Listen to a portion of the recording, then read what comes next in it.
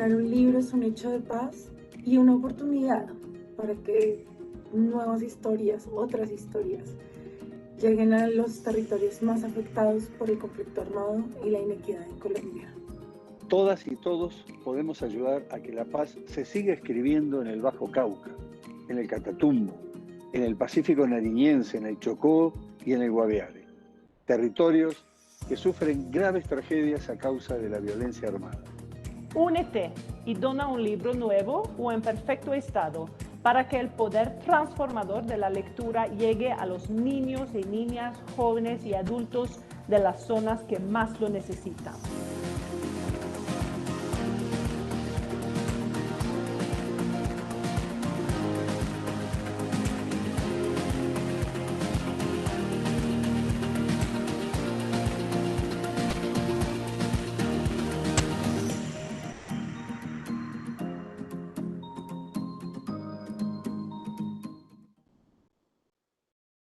Bienvenidos a la Feria Internacional del Libro de Bogotá. Imaginemos y vivamos juntos esta historia.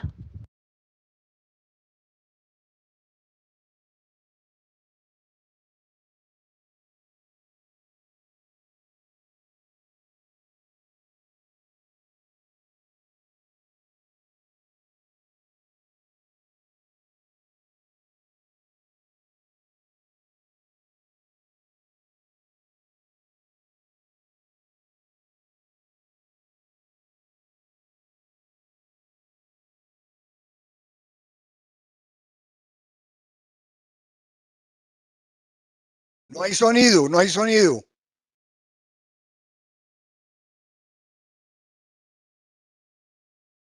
Ahora sí, ya.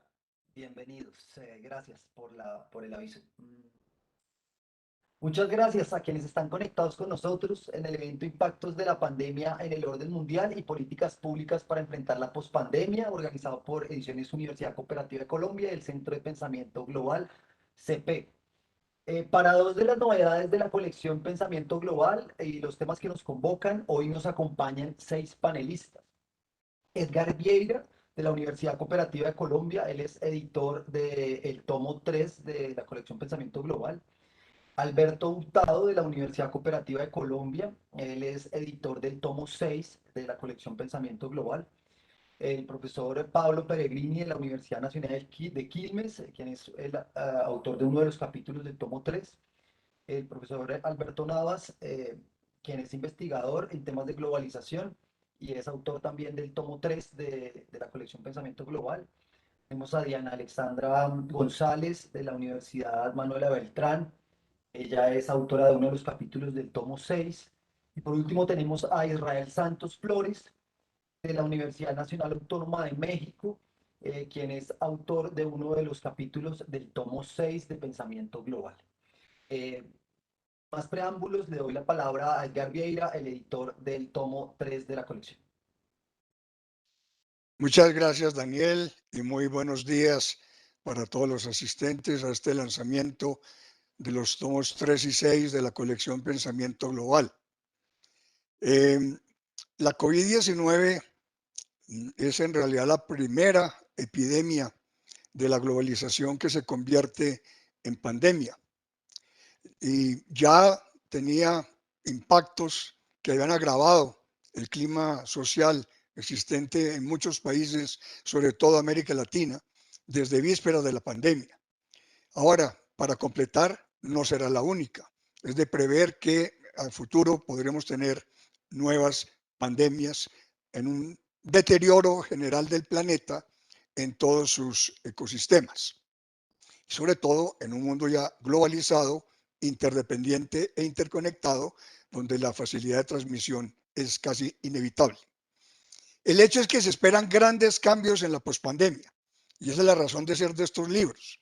Poder considerar entonces si vamos a consolidar un capitalismo salvaje o al contrario, tendremos la oportunidad de reorientar el proceso globalizador hacia un restablecimiento de un estado de bienestar más responsable en políticas públicas en beneficio de la población y que no se base solamente en las leyes del mercado como hasta ahora. un capitalismo más participativo, con una construcción de una economía más social y solidaria, que por fin cumpla todos los objetivos de desarrollo sostenible al 2030, donde los temas de medio ambiente en particular, con el agravamiento del cambio climático, puedan tener también ahora el tratamiento debido. Esto se dará con la incorporación, además de trasfondo de qué, de nuevas tecnologías disruptivas, basadas sobre todo en la inteligencia artificial, en Internet o en la Big Data, donde permaneciendo atentos a que el rastreo digital que se viene de las personas no vaya a implicar graves cambios en la pérdida de libertades individuales. También con consecuencias grandes en materia geopolítica, donde la lucha por el liderazgo entre Estados Unidos y China se desarrolla en la confrontación entre sistema democrático y sistema autoritario. Y no solamente en China, autoritarismo que va creciendo por el mundo, en países como ya Rusia, Hungría, Polonia, Turquía y otros. Esperando también que en la pospandemia se revalorice lo multilateral con una recomposición de los organismos internacionales y que haya un ajuste en las cadenas globales de valor ya más cerca de quien las contrata por razones de seguridad. Cuando estalló la pandemia en marzo del año pasado, convocamos entonces a la academia a que respondiera con sus investigaciones. Esto nos dio una muy buena respuesta. Tuvimos para armar en realidad en dos colecciones distintas 7 tomos diferentes. 4 tomos en esta colección Pensamiento Global, que hoy presentamos 2 de ellos, y 3 tomos sobre temas de integración y la pandemia en el grupo de reflexión sobre integración Gridale, que ya se presentó en la feria el miércoles de la semana pasada. Tenemos en la colección Pensamiento Global entonces 4 tomos. Un tomo 3, que es el primero que vamos a comentar, sobre la pandemia del COVID-19 y un orden mundial. Un tomo 4 con la pandemia del COVID-19 y los cambios en las condiciones de vida. Un tomo 5 con la pospandemia en un contexto de desarrollo solidario. Y un tomo 6 con la pospandemia y políticas públicas para enfrentarla, que también se presenta ahora y cuyo editor es Alberto Hurtado. Unas pequeñas palabras para finalizar sobre el tomo 3, que yo edito. El tomo 3 sobre un nuevo orden mundial tiene 8 capítulos. En el segundo y el tercero son los que van a ser comentados enseguida por sus autores, Pablo Pellegrini y Alberto Navas. Los capítulos 2 y 3 se contemplan enseguida. El tomo 1 da un análisis general también de evolución de la pandemia hecha por Liliana Henao Cafure de la Universidad Nacional. En el cuarto capítulo, Beatriz Campillo ya se refiere a la expansión del modelo chino con un modelo tecnológico y autoritario. El quinto de René Guerra, Reinel Vadillo y Javier Ramírez sobre cómo han respondido 4 países sudamericanos a la competencia por el liderazgo entre Estados Unidos y China. El sexto de Eduardo Bior presenta sobre la migración del liderazgo de Estados Unidos hacia Asia Oriental en algo comparable a la modernidad europea que se vivió en el siglo de Nicolás Maquiavelo. El séptimo de César Niño sobre cómo la COVID-19 es un instrumento que facilita la reconfiguración del terrorismo. Y el capítulo 8 de Alejandra Guardiola sobre las modificaciones ocasionadas por la pandemia en el funcionamiento de las cadenas globales de valor. A continuación vamos a tener entonces un comentario de unos 10 minutos de Pablo Pellegrini de la Universidad Quilmes de Argentina sobre su capítulo acerca de las formas de pensar frente a la pandemia. Por favor, Pablo. Bueno, buenos días, espero que se escuche bien. Un saludo a todos de Argentina. Primero agradecerles tanto a los editores del libro como a los organizadores de la reunión esta oportunidad. Así que bueno, como tenemos breves minutos, la idea es comentarles muy por arriba algunas ideas que se vertieron en este capítulo. Como dice el título, la idea era pensar o analizar las formas de pensar en relación a cómo se entendió y se entiende lo que estaba pasando. Y esto desde lo que sería la sociología del conocimiento o la sociología de la ciencia, donde se tiende a pensar que las formas de analizar eh, algún fenómeno no depende meramente de una cuestión de información. No es que la gente reacciona o se posiciona simplemente por una cuestión de información, sino que hay marcas de lectura que le permiten dar un sentido particular a lo que está pasando y que interpretan la información disponible de una manera u otra. Y en ese sentido, nos parecía interesante analizar entonces fenómenos que ocurrían en el inicio de la pandemia, pero que también se ven ahora, como por ejemplo estas reacciones, digamos, de descreimiento frente al coronavirus mismo, de descreimiento frente a las muertes, explicaciones alternativas, explicaciones muchas veces conspiranoicas, ¿no?, respecto al origen del virus y las manipulaciones que podrían estar involucradas, etc. Eh, Manifestaciones que decía uno podía recoger en el inicio de la pandemia, pero que también uno puede ver hoy en día, no importa en qué ciudad estén en este momento, seguramente han tenido manifestaciones en contra de las vacunas, manifestaciones en contra de las medidas por ahí de aislamiento social para prevenir la difusión del virus, ¿verdad? Hace pocos días fue noticia que en París hubo manifestaciones donde se vinculaba el uso de las vacunas con protestas antisemitas, distintas teorías que tratan de entender desde distintos lugares qué era lo que estaba pasando y que se manifestaban con mucha efervescencia en estos tiempos. Entonces, por un lado, otra cuestión que quiero comentar es que este análisis lo intentamos hacer desde distintos lugares. Es decir, uno puede encontrar cómo esas manifestaciones o explicaciones de lo sucedido eran vertidas por intelectuales, ¿no? Esto al inicio de la pandemia era muy claro. Podía encontrar distintos autores conocidos, famosos, que se daban su explicación, como por ejemplo la pandemia en realidad, una construcción mediática para imponernos sobre la sociedad, etc. Entonces no podemos encontrar registros en textos de intelectuales. Pero también puede encontrar más o menos explicaciones de esta índole en redes sociales o, como decían, manifestaciones públicas. Y eso también tiene que ver con esto que decía, hay distintos estilos de pensamiento. Un estilo de pensamiento es algo que tradicionalmente uno puede encontrar de modo más o menos transversal, porque se expresa en como patrones culturales. Entonces, ¿qué tipos qué formas de entender la pandemia decía que podíamos? Uno de los rasgos que caracterizan algunas de estas expresiones es lo que llamamos un pensamiento que se caracteriza como un pensamiento que no ve contradicciones en la realidad, ¿no?, que entiende que la realidad es una totalidad sin fisura. Y esto se manifestó muchas veces bajo la idea de que la pandemia era en realidad una construcción mediática, en términos de que en realidad los medios de comunicación se la pasaban hablando de la pandemia y de la cantidad de contagios y demás para imponer determinadas situación social, pero que en el fondo la pandemia era eso, era una construcción mediática. Y algo interesante ahí es que efectivamente los medios de comunicación tienen el poder de imponer agendas, ¿verdad? Tienen el poder de elegir dentro de los problemas sociales cuáles son los que se. Ahora, eso no quita que el fenómeno biológico, por ejemplo, efectivamente exista, ¿sí? El virus este, efectivamente se esté reproduciendo y contagiando y causando muertes y demás. Ahora, poder pensar eso, poder pensar que el virus ha surgido, que el virus contagia, que el virus causa muertes, y que a la vez hay un uso mediático, exige pensar que hay contradicciones en la realidad, que no es simplemente una construcción desde grupos de poder que quieren imponer una determinada.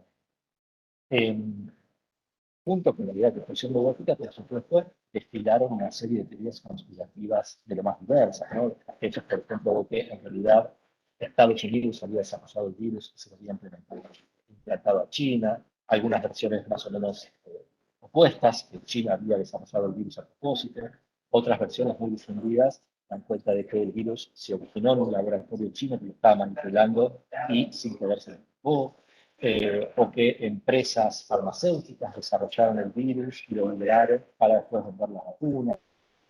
Todas estas explicaciones en general tienden a pensar que la realidad se produce enteramente y sin fisuras desde, digamos así, un centro de poder que diseña a su gusto la realidad.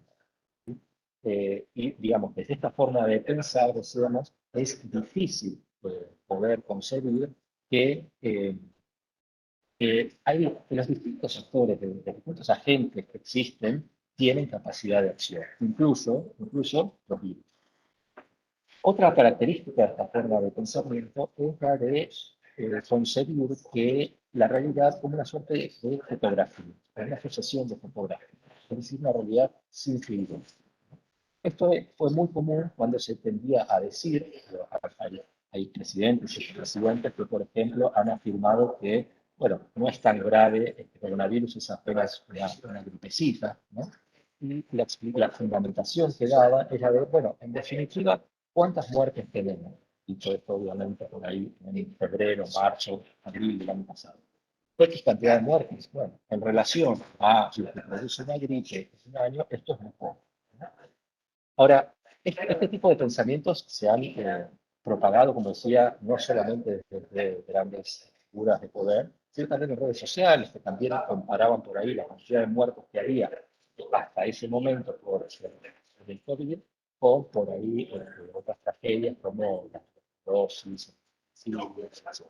Y parecía efectivamente que era muy poco. El problema es que ahí la realidad era pensada como una fotografía, como ese instante. Y había otros elementos para pensar la realidad, como por ejemplo la tasa de contagio del virus, potencial de calidad, que hacían suponer que si se continuaba propagando, esas cifras iban a cambiar, iban a aumentar. Pero si la realidad era concebida en una fotografía, se encontraba en simplemente eso. Y finalmente, otra característica fundamental del pensamiento es la idea de que la realidad es básicamente una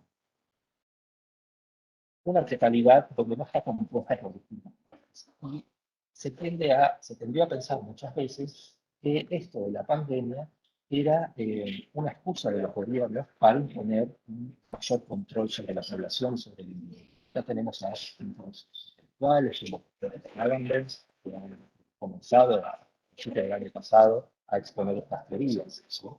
Que el coronavirus, más que se ha dicho, por ejemplo, más que una enfermedad, es una dictadura policíaca mundial.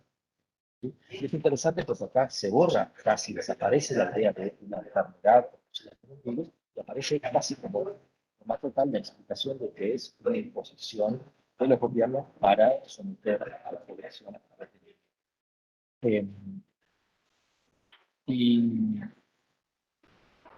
Y es lo que podemos analizar al respecto es que efectivamente el desarrollo de la pandemia tuvo muchos dispositivos para controlar a la población, dispositivos a través de celulares, etcétera, para controlar sus movimientos, etcétera. Y necesariamente se supone que es toda una construcción de los gobiernos para controlar a la población, o también puede implicar que es algo más complejo, donde efectivamente hay dispositivos de control, pero en vistas a digamos, disponer de medidas sanitarias para interrumpir la propagación del virus. Bueno, ya estaríamos llegando a los 10 minutos, así que simplemente para cerrar, contarles que efectivamente, por ejemplo, en estos momentos estamos realizando en Argentina investigaciones para conocer los estilos de pensamiento de entrevistas, entre otras, y efectivamente detectamos mucha presencia de este tipo de cosas también en la población. Bueno, les agradezco nuevamente por la intervención y ya cierro hacia la inicio de la. Muchas gracias, Pablo, por tu presentación. A continuación, el otro autor, Alberto Navas, que no puede estar presente, nos ha dejado una grabación que se escucha enseguida. Buenos días a todos. Lamenté mucho no poder participar en vivo en este panel por encontrarme a la fecha en un lugar con una pésima conexión a internet. Espero que este video supla mi ausencia. En primer lugar, deseo agradecerle una vez más al doctor Edgar Vieira Posada, director del Centro de Pensamiento Global CEPEG y del Gridale, por haberme invitado a escribir el capítulo que me corresponde reseñar en esta mañana. También quiero felicitar a la editorial de la UCC por la magnífica edición de este tercer tomo de la colección sobre la pandemia que lleva el título que nos convoca en este panel: La pandemia COVID-19 y un nuevo orden mundial. Igualmente me complace sobremanera poder compartir mesa, además con él y demás colegas Alberto, Pablo, Diana e Israel. Sin pretender demeritar el resto de trabajos y temas publicados en el resto de la colección, probablemente el tema que nos convoca hoy pudo haber sido el más complejo y polémico de todos. Cuando menos resultó aventurado poder anticipar desde tan tempranamente algún juicio en firme sobre los temas que tratamos y sobre todo advertir las eventuales afectaciones a la marcha del campante orden mundial global. Debo referirme ahora a algunos de los temas más específicos de mi capítulo. Admitido que el COVID-19 ha sido una pandemia irreversiblemente global, uno de los interrogantes que de inmediato salta en cualquier debate es en qué grado y forma esta pandemia afectó a la dinámica global prepandémica. Consecuentemente, cabe preguntar, entre otras cosas más, ¿cuál ha sido el precio que la humanidad ha tenido que pagar o ha de pagar en un futuro cercano una vez se dé por cierta tal afectación al sistema global? Esta última pregunta, antes que la primera, resultaría más que relevante, puesto que hasta antes de la desaceleración y desarticulación que la actual pandemia introdujo en el sistema global, se ha dado por cierto y demostrado que éste poseía suficiente capacidad de resiliencia.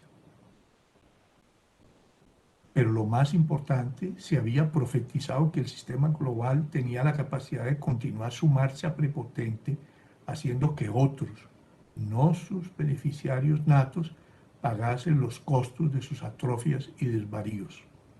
Tal empezó a acontecer con la crisis de las empresas.com de los años 90, la crisis de las hipotecas tóxicas de la primera década del actual siglo y la que apenas ahora empieza a reventar con pronósticos apocalípticos, la crisis medioambiental mundial. Desde el ámbito económico, conforme a los datos conocidos, la actual pandemia no ha hecho diferencia mayor en su afectación en cuanto a los beneficiarios de la misma, en todo caso sin tener en cuenta el tipo de economía, sea esta autoritaria o de mercado. Los grandes gigantes corporativos de ambos hemisferios, Amazon, Google, Facebook y sus contrapartidas chinas, BAT, Baidu, Alibaba y Tencent, vieron aumentar sus ingresos y fortunas individuales entre 5 o 6 veces respecto de lo pronosticado para ellos en el entretiempo pandémico. Paralelamente, fueron pocos, pero muy rentables los emprendimientos que se acometieron para atender la súbita demanda generada por el trabajo y la enseñanza digital, los cuales se produjeron primordialmente en los países más desarrollados, sin que pueda ignorarse los pequeños o medianos emprendimientos digitales ocurridos en buen número de países y continentes, siendo notable lo sucedido en África y América Latina. Extremadamente relevante ha sido el caso del desarrollo vertiginoso de las vacunas que tan apremiantemente se esperaron para tratar de controlar el SARS-CoV-2. Hasta ahora, y con la sola excepción de la vacuna cubana, aún sin documentación suficiente para alcanzar su validación, no más de 6 países demostraron estar en capacidad de producir y distribuir tales vacunas, según los estándares sanitarios exigidos internacionalmente. Algo parecido ha sucedido con los sistemas de prueba y mediciones antivirales. Los billonarios recursos que los gobiernos movilizaron para hacer posibles tales vacunas en un tiempo récord y sobre todo las reglas de confidencialidad que las farmacéuticas impusieron a los compradores, gobiernos y particulares, han creado un manto de silencio sobre los beneficios y enriquecimiento global de sus propietarios o accionistas. No cabe duda que el precio de contar con tales vacunas significará el trasvase de una masa importante del ingreso global en cabeza de no más de 6 beneficiarios. La desarticulación de un buen número de las cadenas de suministro y sus correspondientes entramados logísticos que han puesto en jaque el abastecimiento de insumos claves o estratégicos ha implicado ya una redefinición de muchas políticas industriales nacionales o comunitarias que buscan ahora hacer menos descentralizadas y dependientes tales sistemas de abastecimientos globales. Tal sería el caso de la industria electrónica y la industria automotriz, si se quiere, de algunos sectores de la alimentación. No existe todavía una respuesta definitiva sobre la forma, plazo y eficacia con la que casi la totalidad de los países del planeta van a asumir y amortizar los altísimos niveles de déficit fiscal y endeudamiento público que tuvieron que asumir todos los países para poder enfrentar las respectivas pandemias nacionales o locales, recursos que en la mayoría se emplearon en subsidios directos al desempleo y a las empresas más afectadas. Más preguntar que si será posible una pandemia, una pandemia gratis. La pregunta que subyace es quién y cómo deberán pagar el precio de la misma. Con unanimidad se responde que no habrían de ser los sectores sociales más golpeados por la misma. Queda mucho por ver en este sentido.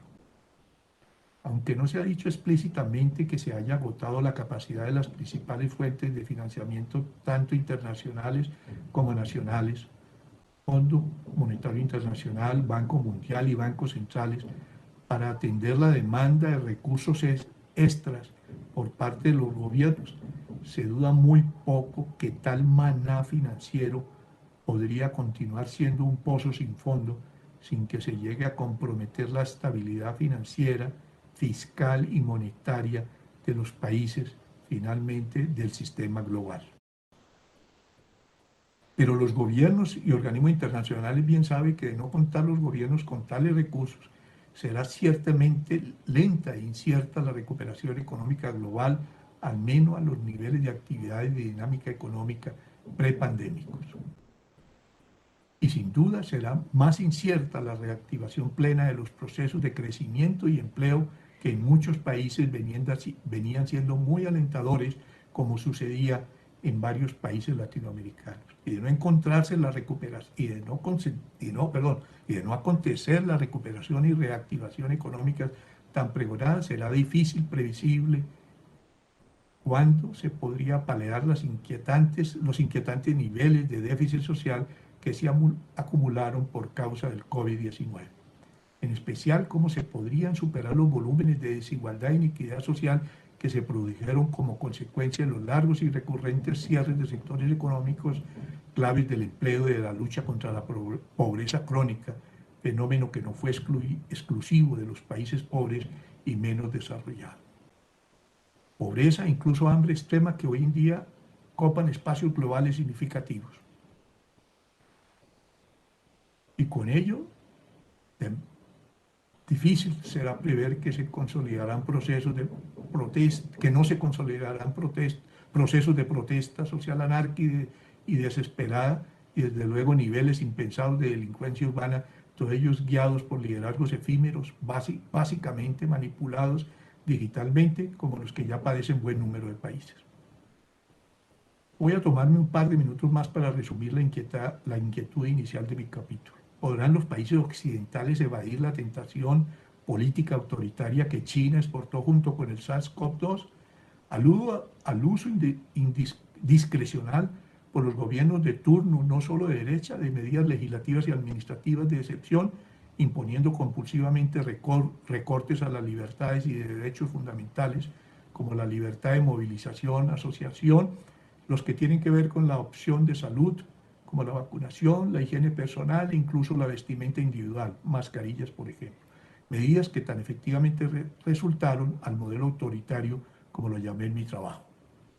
Por fortuna, habiendo entrado la mayoría de los países a un llanito similar en cuanto a la propagación del virus, ha terminado imponiéndose el modelo democrático antitético al autoritario, abanderado por Suecia, Islandia, Estonia y Corea del Sur, Se proclama que repose en los individuos el deber individual y social de protección y control de los contagios pandémicos, en tanto que al Estado corresponde proveer las infraestructuras médico-sanitarias y hospitalarias requeridas, como también los recursos de asistencia social y activación económica. Bueno, les agradezco a todos la paciencia por escuchar estas palabras y deseo mucho éxito al debate que seguramente se producirá a continuación. Lamento una vez más no estar presente digitalmente para responder las inquietudes que me correspondería. Muchas gracias. Muchas gracias a Alberto Navas por su presentación y le cedo la palabra a Alberto Hurtado, editor entonces del tomo 6, con el cual continuaremos la presentación. Alberto. Muy buenos días, profesor Edgar. Muy buenos días a todos quienes nos acompañan por ese genuino interés en conocer los últimos tomos de la colección Pensamiento Global del Centro de Pensamiento Global de la Universidad Cooperativa de Colombia. El agradecimiento también a Ediciones UCC en la persona de Daniel Urquijo, que hoy nos acompaña, y a todo el comité organizador de la Feria Internacional del Libro de Bogotá 2021 por este espacio. Acerca de pospandemia y políticas públicas para enfrentarla. Este libro, mediante un enfoque multidimensional, analiza las alternativas de políticas públicas necesarias para la preservación de la salud de la población, la reactivación de la economía y la definición de un marco institucional que facilite las relaciones entre individuos en un contexto postpandémico. En concreto, en este libro se abordan los retos que enfrenta la sociedad en la actualidad con su explicación y atención mediante alternativas de acción pública. Por lo tanto, es una guía sobre el rol y la capacidad que deben desarrollar coordinadamente los funcionarios nacionales junto a las organizaciones internacionales para influir en la definición de políticas que reorganicen el equilibrio mundial. En este libro contamos con 9 capítulos que son producto del trabajo tesonero con ahínco de 15 investigadores que decidieron confiar en el Centro de Pensamiento Global y en la convocatoria a la que hacía referencia el profesor Edgar. En primer lugar, se aborda todo lo relacionado con los antecedentes de las pandemias de carácter universal y las fórmulas para enfrentarla.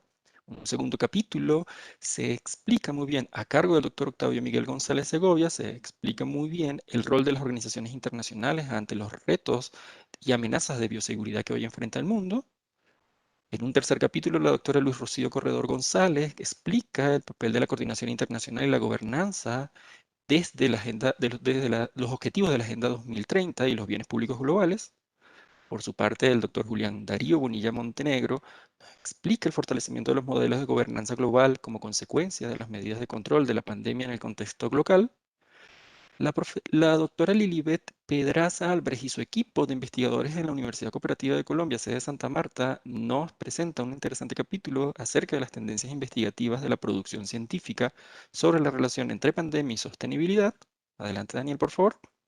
Y en un sexto capítulo, los doctores Pedro Piedrahíta Bustamante y Néstor Julián Restrepo nos explican la nueva dimensión del Estado ante los retos de la pandemia, soberanía o red. Por su parte, el doctor Carlos Eduardo Santos Piña, desde Brasil, nos explica también el papel que jugaron las microempresas y la financiación a estas en el marco de la recuperación económica que se está promoviendo en Brasil y en el mundo en el contexto pandémico que nos ha correspondido vivir. El doctor Israel Santos Flores, desde México, nos explica la relación entre inteligencia artificial y COVID-19, sobre todo el papel de los incentivos fiscales a las innovaciones tecnológicas que permiten precisamente subsanar los problemas creados por la pandemia. Y el libro lo cerramos con el capítulo del doctor Yair Gutiérrez Osa, quien analiza las asimetrías y simetrías de la información en la construcción de modelos matemáticos para abordar precisamente los retos que en el ámbito de la economía y de la salud derivan de fenómenos pandémicos. De estos 9 capítulos, hoy tenemos el placer de contar con la presentación de 2 de ellos a cargos de la doctora Diana Alexandra González y del doctor Israel Santos. Buenos días, doctora Diana. Buenos días, agradezco mucho la invitación a este espacio. Entonces, este primer capítulo, como tú lo mencionabas, del libro La pospandemia y políticas públicas para enfrentarlo, trata de hacer un abordaje a los antecedentes de las pandemias que han ocurrido a lo largo de la historia y todas aquellas fórmulas para enfrentarlas. Iniciando pues con COVID-19, que como sabemos empezó como un brote en Wuhan en diciembre de 2019 y rápidamente avanzó a convertirse en una emergencia sanitaria mundial y posteriormente una pandemia. Esto nos habilitó eh, momentos de la historia y nos empieza a generar vínculos con aquellas pandemias del pasado. Entonces, estas pandemias que han ocurrido tienen elementos en común y elementos que han permitido el avance de ciertos campos, especialmente de la medicina. Entonces, tienen en común la interconexión que ha habido en esos momentos históricos en donde permite que haya mayor vínculo entre personas y animales, este estrecho vínculo entre los animales y el ambiente y las personas, cómo hemos ido ingresando a espacios que antes netamente eran selváticos y eso ha permitido que haya una relación más amplia entre unos y otros y ha permitido, por ejemplo, que microorganismos animales tengan interacción con microorganismos humanos o puedan empezar a invadir pues diferentes nichos a los cuales antes no tenían acceso. Aparte de esto, ha ocurrido un estrecho vínculo eh, y estrecha interconexión entre los países. Esto ha permitido no solamente cosas, digamos, a nivel de retos, sino también ha generado oportunidades en el crecimiento de la ciencia, la tecnología, el desarrollo farmacéutico, el desarrollo de vacunas y el trabajo mancomunado entre los diferentes actores. Es importante mencionar que hemos empezado a traer conceptos a nuestro diario vivir como son brote, epidemia, pandemia, y que ellos tienen en común que es una afectación, es un evento que va a afectar a un cierto grupo poblacional, pero va a discernir uno de otro en cuanto cuál va a ser la magnitud de esa afectación. Entonces, un brote lo conocemos como el del coronavirus, que inició con un número muy limitado de casos, en donde se podía conocer esa ubicación temporal y geográfica y se podía discernir la asociación entre uno y otro de los casos. Rápidamente pasa a epidemia, en donde ya crece el número de afectación de personas y ya donde es un poco más difícil discernir cuál es la asociación entre ellos. Y ya hablamos de pandemia cuando esta epidemia se sobrepasa los límites, las fronteras y empieza a haber una afectación global. Cuando esto ocurre, pues los retos en todos los ámbitos son mucho mayores. Allí todas las epidemias van a tener una serie de sucesos que van a ir ocurriendo. El primero de ellos es la introducción, en donde pues el microorganismo generalmente, acá es importante resaltarlo, las pandemias van a ser ocasionadas por agentes infecciosos. Entonces, cuando este agente infeccioso ingresa y tiene contacto con una población susceptible, pues va a empezar una transmisión localizada, donde podemos determinar cuáles son los casos. Posteriormente, una amplificación, que es lo que hemos visto que ha ocurrido con la COVID-19, y posteriormente, cuando ya se toman algunas acciones de prevención y control o cuando la inmunidad de la población ha sido tal que empieza a ceder la transmisión y como tal empiezan a bajar los números de casos. Pero para el manejo de estas pandemias es importante determinar cuál es su agente causal, porque como ya les dije, pues generalmente está asociada con microorganismos, pero los mecanismos de control y manejo de estas pandemias va a ser diferencial dependiendo de cuál es el microorganismo. Generalmente los que están asociados a eventos pandémicos son estos dos primeros, las bacterias y los virus. ¿Por qué? Porque tienen la capacidad de afectar un mayor número de células de diferentes organismos y por su rápida diseminación en los diferentes ambientes. En el capítulo se abordan varios eventos pandémicos. Acá he escogido 4, de los cuales son hitos históricos debido a los elementos que nos van a proporcionar, por ejemplo, para el manejo de esta pandemia actual. Entonces, el primero de ellos es la peste bubónica, que se generó, tuvo eventos importantes en 3 momentos históricos. Esta es producida por una bacteria, por ejemplo, la COVID-19 es producida por un virus. Este primer evento que les presento es producido por una bacteria y tiene en común en esos 3 momentos históricos que habían cambios ambientales abruptos, habían unas sequías importantes que iban a generar en la población hambruna, pobreza, migraciones y con ellas enfermedades asociadas a estos eventos. Allí, digamos, el microorganismo encontró el momento propicio para infectar a un mayor número de personas y causar la devastación que causó en este momento.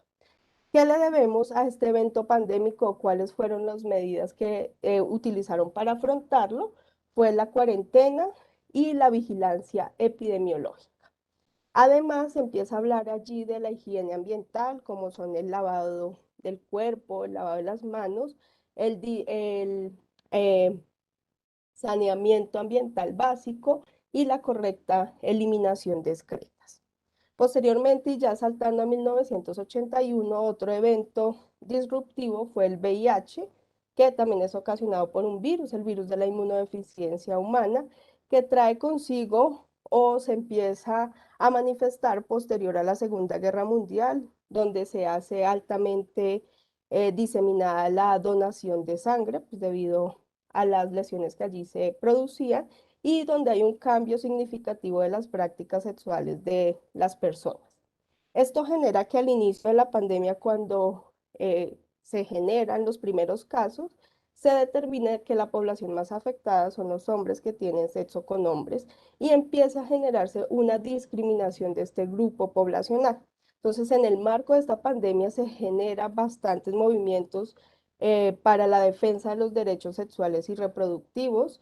También se ven avances significativos a nivel de la ciencia y la tecnología para el desarrollo de mecanismos diagnósticos, pronósticos y para todos los tratamientos farmacológicos. En el 2002 aparece el primer coronavirus. Entonces, SARS-CoV-2 que tenemos actualmente no es el primero que ha aparecido en la historia.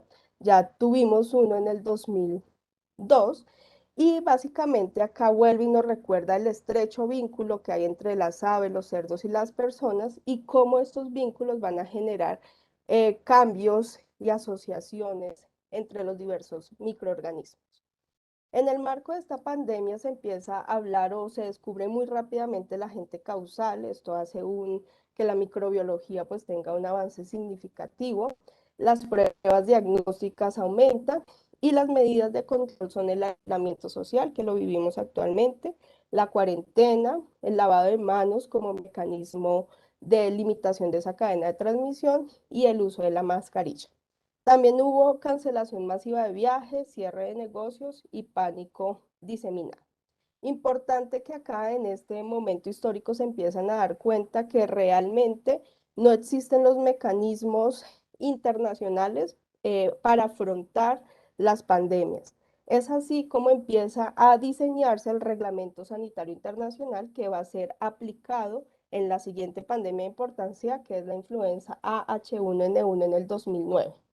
Allí, el hito más importante, se generan las mismas medidas anteriormente descritas, pero se empiezan a activar aquellas disposiciones del Reglamento Sanitario Internacional.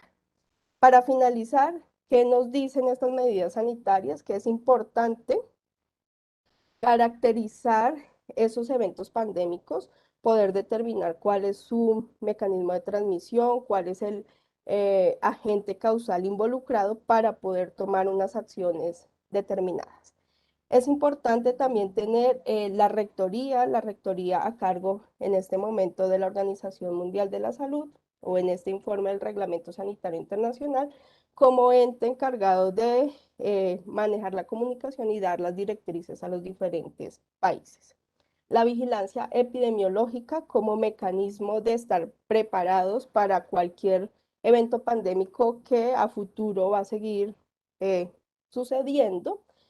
Poder tener sistemas de alerta temprana entre los diferentes países, Algo importante que se dieron cuenta que es necesaria la cooperación técnica y logística en donde los países puedan apoyar a los países menos que tengan menos capacidades y poder fortalecer los procesos de comunicación, de generación de esos datos y de utilización de esos datos para poder hacer toma de decisiones. Ejemplo, en esta pandemia, pues ahí está la base abierta del genoma de los diferentes linajes de los virus encontrados alrededor del mundo y se pueden utilizar para tomar las disposiciones que se requieran en cada uno de estos países. Agradezco mucho este espacio. Muchas gracias. Muchas gracias, doctora Diana. A continuación, escuchamos a el doctor Israel Santos Flores, que desde México nos acompaña. Adelante, doctor. Muchísimas gracias, muy buenos días a todos. En primer lugar, pues agradecer de forma muy respetuosa y de manera muy cumplida, pues tanto a Edgar Vieira, a Daniel Urquijo, a ti, Alberto, por la organización de este encuentro, poder presentar algunos de los resultados de los trabajos que se compilan en esta obra de la que pues ya nos han dado alguna información al inicio de este evento y les saludo con mucho gusto desde la Ciudad de México. El tema de mi participación, que fue lo que yo colaboré dentro de esta obra colectiva, es sobre ese vínculo del que nos comentabas entre el desarrollo tecnológico y las formas para afrontar el COVID-19. Básicamente, el análisis se centra en cuál es la diferencia en que han discurrido la región de América Latina y el Caribe y países, sobre todo de Asia.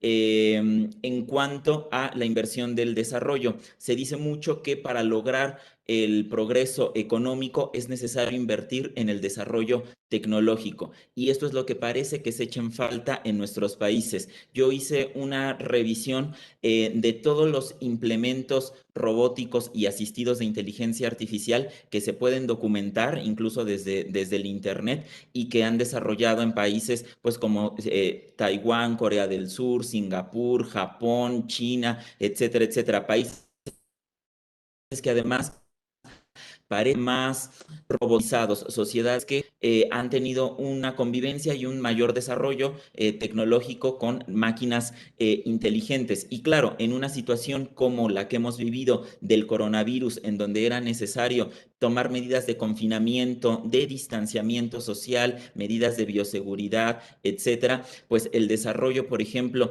de automóviles o furgonetas autónomas, es decir, capaces de conducirse por sí mismos para poder transportar objetos, material sanitario o simplemente máquinas que ayudaban al personal médico, sanitario, a tomar la temperatura, por ejemplo, de los pacientes, evitando el contagio propio, o simplemente drones policía, emitiendo mensajes a la población en general para poder hacer una labor de conciencia, de ponerse el cubrebocas o la mascarilla, el gel antibacterial, todas estas medidas, pues digamos, esta tecnología es implementada por estos países. ¿Y qué ocurre? Claro, para que nosotros podamos desarrollar esa tecnología, debemos de crear un marco normativo que la favorezca. Y ahí es donde yo encuentro ese rezago entre la región latinoamericana y ese avance que les estoy comentando en países asiáticos.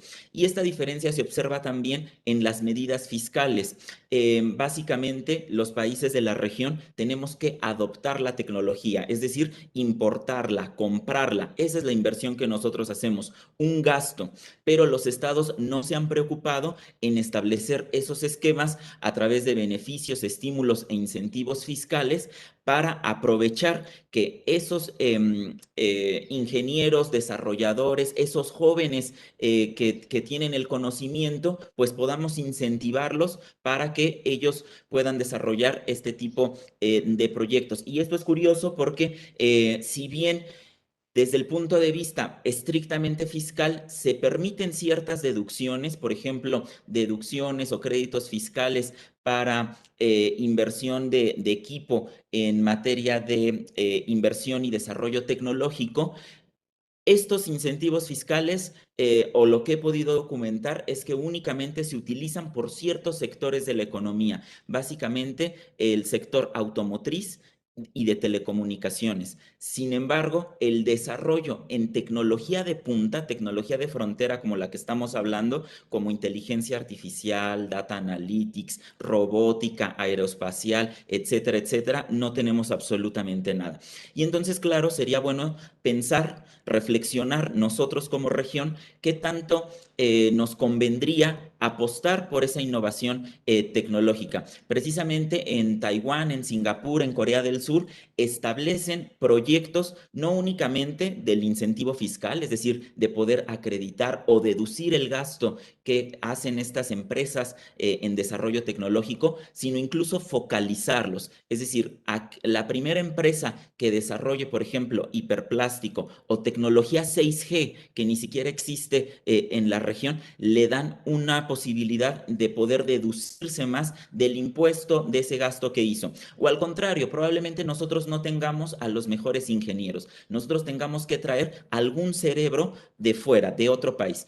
Bueno, se permite que nosotros podamos deducir como gasto el salario o honorario que pagamos a esas personas. Y entonces ya no nos pega fiscalmente. Digamos, todas estas pequeñas medidas se pueden incorporar en la legislación de países como México, como Colombia, como Argentina, es decir, en la región para desarrollar esta tecnología. Y sobre todo esto es algo que va a hacer muchísimo más falta. Aquí me alejo un poquito del tema de la colaboración. Acaba el pasado 1 de julio de este año, en una reunión del G20 de la OCDE, de países de la Unión Europea y de países de lo que se denomina Inclusive Framework, que es pues digamos, una iniciativa de la OCDE que aglutina a 139 países para decidir entre todos qué camino debe de seguir la tributación de los grandes tecnológicos, de estas empresas altamente digitalizadas que tienen presencia en toda América Latina y que prestan sus servicios como Google, Netflix, Amazon, los que utilizamos todo el día, Uber, etcétera, etcétera. En esta reunión se ha decidido una solución basada en 2 propuestas. De esas 2 propuestas que ya se van a implementar, es decir, esto es un hecho, de esos 139 países, 132 votaron que sí. Estos 139 aglutinan el 90% de la economía mundial. Es decir, esto ya es un hecho que estaremos viendo, van a implementar la mayoría de los países en el mundo. Bueno, dejen un poco la idea de esta solución es que países como Colombia, como Argentina, como mi país, México, que ven la presencia de estas grandes empresas y plataformas tecnológicas que prestan sus servicios digitales, puedan pagar impuestos. Sin embargo, para poder aplicar estas soluciones, tiene que haber establecida una matriz en el país. En América Latina no tenemos ni una sola empresa matriz de estas grandes empresas tecnológicas. Ello explica ese rezago al que me estoy explicando, al que me estoy refiriendo. Nosotros necesitamos invertir en tecnología. Yo no me creo que nosotros como países no tengamos, como yo decía, esos jóvenes ingenieros, matemáticos, químicos, físicos, desarrolladores tecnológicos. Claro que los hay. Lo que pasa es que hay que apoyarlos y esa es una labor no únicamente de las universidades, sino también del Estado en conjunción, desde luego, con la iniciativa privada, para que estos jóvenes no terminen migrando, no terminen yéndose a otros países, ¿no? Como Estados Unidos, como Europa, en donde, claro, captan esos cerebros y esos cerebros se quedan allí. Hay una fuga intelectual en la región y lo que necesitamos es preocuparnos por desarrollar tecnología, esa tecnología fomentarla. Dice el Fondo Monetario Internacional que si un país pierde un 40% en recaudación de impuestos directos a favor de desarrollar tecnología, eso a largo plazo se materializará en un incremento del 5% del Producto Interno Bruto. Es decir, algo que hace mucha falta en nuestros países. Pues básicamente con esto yo quisiera concluir, no sin antes pues reiterar mi agradecimiento a los tres, Daniel, Alberto, Edgar, Vieira, por la invitación y pues muy agradecido de estar con ustedes esta mañana. Muchas gracias, Israel, por acompañarnos también. Adelante, Daniel. Daniel, antes una simple reflexión final. Con base en esto, esperamos que hayan podido dimensionar la amplitud temática. Por eso esta colección, el tomo 3, sobre todo se va a referir a temas de orden mundial, el tomo 6 a políticas públicas absolutamente indispensables como reacción en la pospandemia, pero también está todos los efectos en las condiciones mismas de vida que son tratadas en el tomo 4 y, muy importante, el nuevo enfoque de desarrollo solidario que debería ajustarse dentro de la globalización, que está tratado también en el tomo 5. Daniel entonces cierra comentando dónde se pueden adquirir estas obras. Daniel. Muchas gracias a los panelistas y muchas gracias a los asistentes a este evento. Efectivamente, para quienes están interesados en consultar los archivos preliminares, una muestra de estos tomos, pueden entrar a nuestra plataforma ompediciones.ucc.edu.co. Para adquirirlos en físico, nuestros distribuidores Redbooks, Hipertexto y Siglo del Hombre están distribuyéndoles para que ustedes se pongan en contacto con ellos, o en sus versiones digitales también está las plataformas eLibro, Amazon, Librería de la U, Google Books, Apple Books y otras tantas plataformas que entran dentro del consorcio Bookwire. Y pues por último, nos gustaría invitarlos a que nos acompañen hoy 17 de agosto a la 1 de la tarde en esta misma sala, la sala Ecopetrol C, con el evento Se están gestando actualmente las editoriales universitarias del futuro. Con esto cerramos y que tengan un feliz martes. Muchas gracias a todos por su participación. Muchas gracias.